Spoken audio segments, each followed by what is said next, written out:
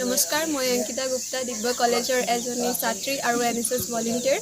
আজি 5 জুন আৰু আজিৰ দিনটোত ৱৰ্ল্ড এনভাইৰনমেণ্ট ডে অৰ্থাৎ বিশ্ব পৰিৱেশ দিৱস হিচাপে পালন কৰা হয়। আৰু সেয়ে আমি আজি চৰাইপুং বন গাঁৱত ইয়াত উপস্থিত হৈছোঁ আজিৰ দিনটোত পালন কৰিবলৈ।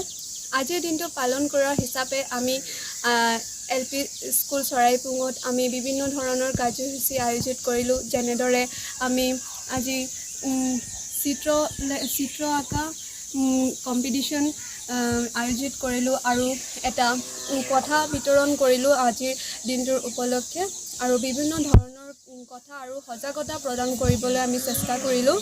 আজিৰ দিনটো আমাৰ আজি 5 জুন বিশ্ব পৰিৱেশ দিৱস, আৰু বিশ্ব পৰিৱেশ দিৱসৰ লগতে আমাৰ ডিগবৈ কলেজৰ NSSৰ ষ্টুডেণ্টে আহি আমাৰ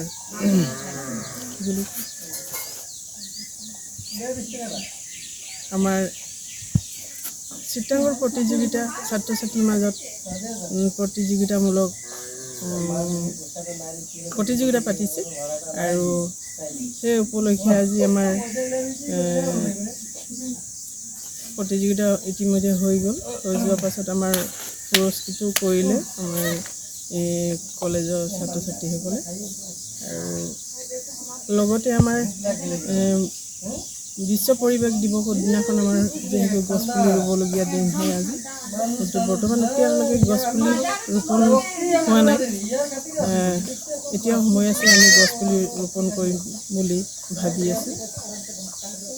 নমস্কাৰ, শ্ৰদ্ধাৰ চৰাইপুং প্ৰাথমিক বিদ্যালয়ৰ শিক্ষাগুৰুসকল, চৰাইপুং ৰাইজসকল, মোৰ মৰমৰ ছাত্ৰ ছাত্ৰীসকল আৰু ডিগবৈ কলেজৰ NSS ইউনিটৰ সদস্যসকল। মই অংকিতা গুপ্তা, ডিগবৈ কলেজৰ এজনী ছাত্ৰী আৰু NSS ভলেণ্টিয়াৰ। আজি আমি চবে জানো যে আজি 5 জুন, আৰু এই দিনটোত এটা বিশেষ দিন মতে পালন কৰা হয়, যিটো হৈছে ৱৰ্ল্ড এনভাইৰনমেণ্ট ডে অৰ্থাৎ বিশ্ব পৰিৱেশ দিৱস। আৰু সেইবাবে আমি আজি ইয়াত এই দিনটোত পালন কৰিবলৈ ইয়াত আজি উপস্থিত হৈছোঁ। আজিৰ দিনটোৰ উপলক্ষে মই আপোনালোকৰ ওচৰত এটা প্ৰেজেণ্টেশ্যন লৈ আহিছোঁ। আশা কৰোঁ আপোনালোকে ভাল পাব আৰু কিবা এটা শিকিব পাব।